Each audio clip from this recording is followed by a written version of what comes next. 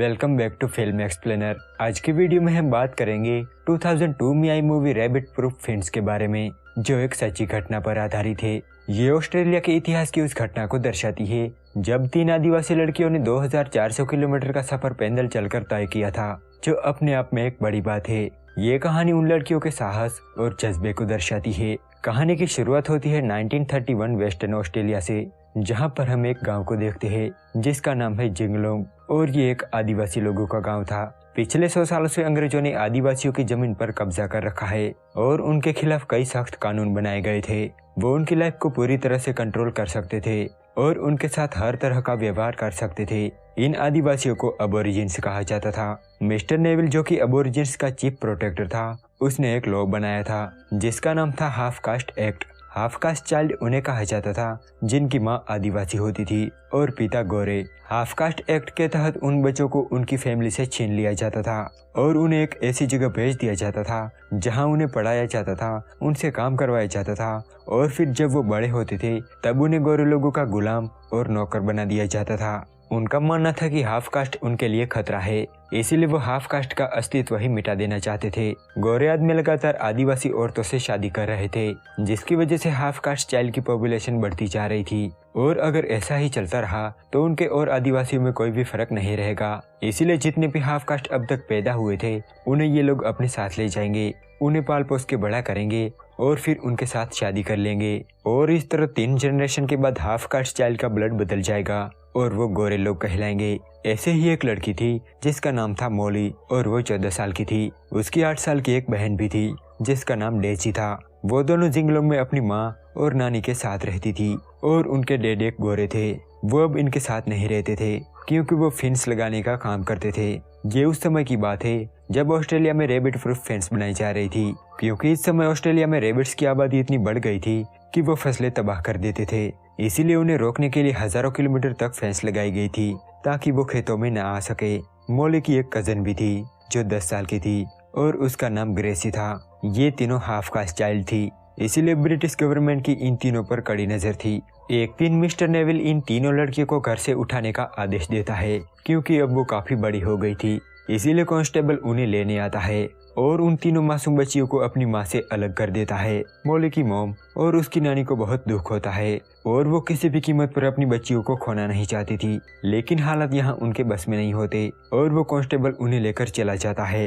उन तीनों लड़कियों को मोर रिवर नेटिव सेटलमेंट नाम की एक जगह पर लाया जाता है, जो कि उनके घर से 1200 माइल दूर थी। इस जगह पर कुछ नन्स काम करती थी जो उन सभी हाफ कास्ट चाइल्ड को काम करना सिखाती थी, साथ ही उनका ख्याल भी रखती थी। लेकिन ये जगह किसी जेल से कम नहीं थी। उन तीनों लड़कियों को ये जगह बिल्कुल भी पसंद नहीं थी। यहाँ का खाना और यहाँ के तौर तरीके उन तीनों को अजीब लगते थे। एक दिन यहाँ पर नेविल आता है और वो बच्चों की स्किन चेक करने लगता है। अगर उसे कोई गोरा बच्चा मिल गया तो उसे गोरे बच्चों की स्कूल में भेज दिया जाएगा, जहाँ उन बच्चों को अच्छी तरह से पढ़ाया जाता है, और फिर बड़े होकर वो बच्चे गोरे लोगों की कम्युनिटी का हिस्सा बन जाएंगे। वो मोली की स्किन भी चेक करता है, लेकिन मोली इस टेस्ट में पास नहीं होती। अब एक दिन ट्रेकर नाम का आदमी एक लड़की को यहाँ पर लेकर आता है। दरअसल वो लड़की अपने बॉयफ्रेंड से मिलने के लिए यहाँ से भाग गई थी, और जो बच्चा यहाँ से भाग जाता है उसे ट्रेकर ढूंढ के वापस ले आता है, क्योंकि वो पैरों के निशान ट्रैक कर सकता था, इसीलिए कोई भी उससे बच नहीं पाता था। अब उस लड़की को एक केबिन में बंद करके बहुत मारा जाता है। ये सब दूर खड़ी मोली और उसकी बहन देख रही थी। उस रात मोली को नींद नहीं आ रही थी। उसे ये जगह और यहाँ के लोग बिल्कुल भी पसंद नहीं थे, साथ ही उसे अपनी माँ की भी बहुत याद आ रही थी। इसीलिए अगली सुबह जब सभी बच्चे चर्च में होते हैं तब ये तीनों यहाँ से भाग जाती है। उन्हें नहीं पता था कि उनका घर कितना दूर है, साथ ही वो ये भी नहीं जानती थी कि उन्हें किस रास्ते से जाना है, लेकिन फिर भी ये तीनों लगातार भाग रही थी। वो पूरा दिन ऐसे ही बीत जाता है, लेकिन नन्स को कुछ भी पता नहीं चलता कि ये तीनों यहाँ से भाग निकली है। लेकिन जब रात होती है तब वो नोटिस करती है कि आज मोली और उसकी दोनों बहनें गायब है। तब ये बात तुरंत ट्रैकर को बताई जाती है और ट्रैकर उनके पैरों के निशान देखकर उनका पीछा करने लगता है।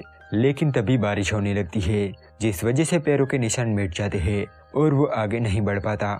उस रात ये तीनों जंगल में सो जाती है। उन्हें आज भागे हुए पूरे 2 दिन हो गए थे। दूसरी तरफ ट्रैकर उस जगह पहुंच जाता है जहां उन्होंने रात गुजारी थी। मोली और उसकी दोनों बहनें जानती थी कि ट्रैकर उनका पीछा करेगा, इसीलिए वो किसी भी कीमत पर रुकना नहीं चाहती थी। चलते चलते वो एक नदी तक पहुंचती है, जहां मोली उनके बैग को किनारे पर रख देती है ताकि वो ट्रेकर को चकमा दे सके, क्योंकि वो जानती थी कि ट्रेकर उनका पीछा करेगा। वो बैग को किनारे पर रख के नदी के उस पार चली जाती है। जब ट्रेकर नदी तक पहुंचता है तब वो उस बैग को देखता है और वो समझ जाता है कि ये उनकी चाल है। वो नदी क्रॉस करता है पर अब उसे पैरों के निशान नहीं मिल रहे थे। ये तीनों उसे देखकर छिप जाती है और ट्रेकर आगे निकल जाता है। अब ये तीनों वहां से आगे बढ़ती है, लेकिन वो बहुत भूखी थी।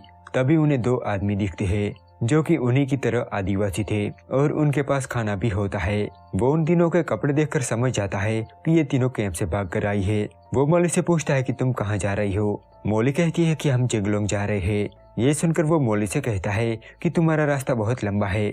मोली कहती है कि हाँ मैं जानती हूँ। अब वो आदमी मोली को एक माचिस और मांस का एक टुकड़ा देता है। साथ ही वो ये भी कहता है कि हमने ट्रेकर को नदी के किनारे पर देखा था, आप लोग उससे बचकर रहना। यहाँ अब नेविल को पता चलता है कि तीनों लड़कियां कैंप से भाग निकली है और ट्रेकर उनका पीछा कर रहा था, लेकिन एक नदी के बाद वो आगे नहीं बढ़ पा रहा क्योंकि उसे पैरों के निशान नहीं मिल रहे हैं। जब मोली की मॉम को पता चलता है कि उसकी बेटियां कैंप से भाग निकली है तब वो बहुत खुश होती है क्योंकि वो चाहती थी कि उनकी बेटियां घर आ जाए। यहाँ हम मोली को देखते हैं जो एक घर में जाती है और मुर्गियों के अंडे चुराने लगती है, लेकिन तभी वहाँ एक औरत आ जाती है और वो मोली को अपने पास बुलाती है।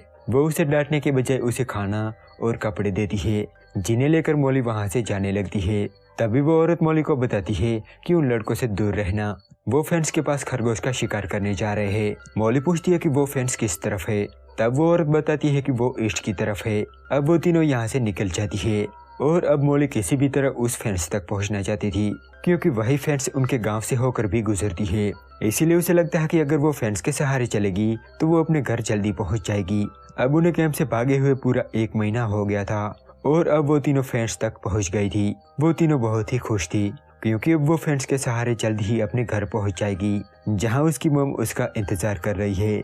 यहाँ मिस्टर नेविल को पता चलता है कि वो तीनों लड़कियां फेंस के सहारे आगे बढ़ रही है, इसीलिए वो मैप देखकर कैलकुलेट करता है कि कुछ ही दिनों बाद वो तीनों एक टी पॉइंट पर पहुंचेगी। इसीलिए वो ट्रैकर और कांस्टेबल को पहले से ही वहां भेज देता है ताकि जब वो लड़कियां वहां से गुजरे तो उन्हें पकड़ लिया जाए और वापस कैंप में भेज दिया जाए। अब चलते हुए डेजी बहुत थक जाती है, साथ ही अब उसके पैरों में भी छाले पड़ गए थे। तब मोली उसे अपने कंधे पर उठा लेती है और आगे बढ़ती रहती है। तभी उन्हें इस बिहड़ में एक आदमी दिखाई देता है जो उन्हें खाना देता है। वो मोली से पूछता है कि आप लोग कहाँ जा रहे हो। मोली कहती है कि हम नॉर्थ की तरफ जा रहे हैं। तब वो आदमी कहता है कि जिस फेंस के सहारे तुम लोग जा रहे हो वो वेस्ट की तरफ जाती है। वो आदमी कहता है कि ऑस्ट्रेलिया में ऐसे टोटल 3 फेंस है। तब मोली को रियलाइज होता है कि वो गलत रास्ते पर है। वो आदमी कहता है कि अगर तुम्हें नॉर्थ की तरफ जाना है तो जिस रास्ते से तुम लोग जा रहे हो वो घूम कर जाता है, जो काफी लंबा रास्ता है। वो उन्हें एक दूसरा रास्ता बताता है और कहता है कि अगर इस रास्ते से जाओगे तो आपको 100 माइल कम चलना होगा। अब वो तीनों उसके बताए हुए रास्ते की तरफ चलने लगते हैं। यहाँ ट्रैकर भी फेंस की तरफ बढ़ रहा था। अब चलते हुए मोली को एक घर दिखाई देता है और वहाँ एक औरत भी होती है। वो उन तीनों को पहचान लेती है क्योंकि उनके भागने की खबर अखबार में भी छप चुकी थी। वो उनसे पूछती है कि तुम लोग यहाँ तक कैसे पहुँची। मोली कहती है कि पैदल चलकर। ये सुन के वो औरत हैरान हो जाती है क्योंकि उन्होंने अब तक 800 माइल का सफर पैदल चलकर तय कर लिया था। वो औरत कहती है कि मैं भी एक हाफ कास्ट हूँ, मैं भी कभी उस कैंप में थी लेकिन मैंने कभी भागने की हिम्मत नहीं की। अब वो औरत कहती है कि आप लोग आज रात यहीं रुक जाओ और कल सुबह यहाँ से निकल जाना। तो मोली उसकी बात मान जाती है और वो तीनों उस घर में ही रुक जाती है। लेकिन जब रात होती है तभी उस घर में एक आदमी आता है और वो उन तीनों लड़कियों को देख लेता है।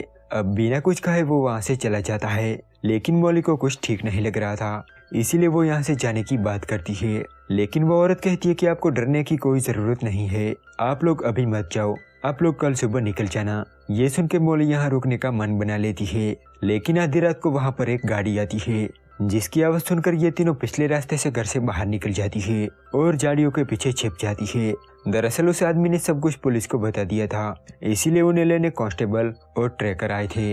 वो उन्हें ढूंढने की कोशिश करते हैं, लेकिन अंधेरा होने की वजह से उन्हें कुछ दिखाई नहीं दे रहा था, इसीलिए वो लोग उन्हें सुबह ढूंढने का फैसला करते हैं। लेकिन तब तक ये तीनों काफी दूर निकल गए थे। अब अगली सुबह ट्रैकर उनके पैरों के निशान देखता है, लेकिन जमीन पथरीली होने की वजह से वो उनके पैरों के निशान देख नहीं पाता। जब इस बात का पता नेविल को चलता है तब वो ट्रैकर और कांस्टेबल को फेंस के पास ही टेंट लगाने को कहता है, क्योंकि वो तीनों वहीं से गुजरने वाली थी। अब इन तीनों को एक और आदमी मिलता है जो उन्हें खाना देता है। साथ ही वो ग्रेसी को ये भी कहता है कि उसकी मॉम विलुना में उसका इंतजार कर रही है और ग्रेसी ट्रेन से वहां पहुंच सकती है। ये बात सुनकर मॉली वहां से जाने लगती है, क्योंकि उसे उस आदमी पर बिल्कुल भी भरोसा नहीं होता। लेकिन ग्रेसी उसकी बातों में आ जाती है। वो मॉली से कहती है कि हमें ट्रेन पकड़नी चाहिए, लेकिन मॉली कहती है कि हमें चलते रहना चाहिए, क्योंकि जैसे ही वो लोग हमें देखेंगे हमें तुरंत पकड़ लेंगे। वो ग्रेसी को समझाने की बहुत कोशिश करती है, लेकिन ग्रेसी उसकी बात नहीं मानती। तब मॉली अपनी बहन को लेकर वहां से चली जाती है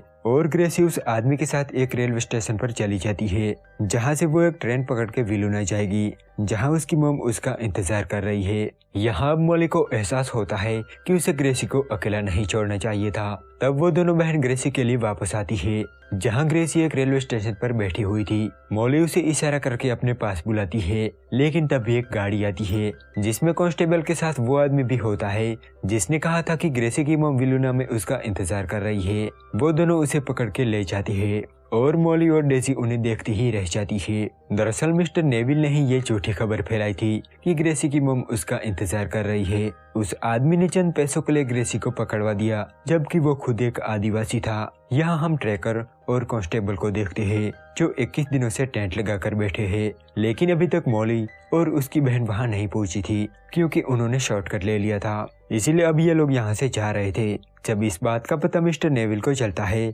तब वो कांस्टेबल को एक लेटर लिखता है, जिसमें वो लिखता है कि मॉली और डेजी रैबिट प्रूफ फेंस के सहारे आगे बढ़ रही है और वो 1 महीने में जिगलोंग पहुंच जाएगी। जब वो जिगलोंग पहुंच जाए तब वो उन्हें पकड़ ले। यहाँ ये दोनों बहनें फेंस के सहारे आगे बढ़ रही थी, लेकिन अब फेंस का आखिरी छोर आ गया था और अब आगे सूखा रेगिस्तान था। वो दोनों भूखी थी और उन्हें प्यास भी बहुत लगी थी। वो इस बिहड़ में पानी तो ढूंढ लेती है, लेकिन भूख मिटाने के लिए उनके पास कुछ नहीं था। इसीलिए भूख और थकान की वजह से ये दोनों बेहोश हो जाती है। वो दोनों कई घंटों तक बेहोश पड़ी रही, लेकिन जब मॉली को होश आता है तब उसे एक चील दिखाई देता है और उसे अपनी माँ की कही हुई बात याद आती है। उसने एक बार कहा था कि ये आत्माओं का पक्षी है जो हमेशा तुम्हारी देखभाल करेगा। इस बात से मॉली को काफी हिम्मत मिलती है और वो डेजी को उठाकर चलने लगती है। वो रात को अपने गांव के नजदीक पहुंच जाती है, लेकिन कांस्टेबल पहले से ही उनका इंतजार कर रहा था। वो उन्हें ढूंढता हुआ मॉली की माँ के पास आता है, पर मॉली की माँ के पास एक नुकीली लकड़ी थी,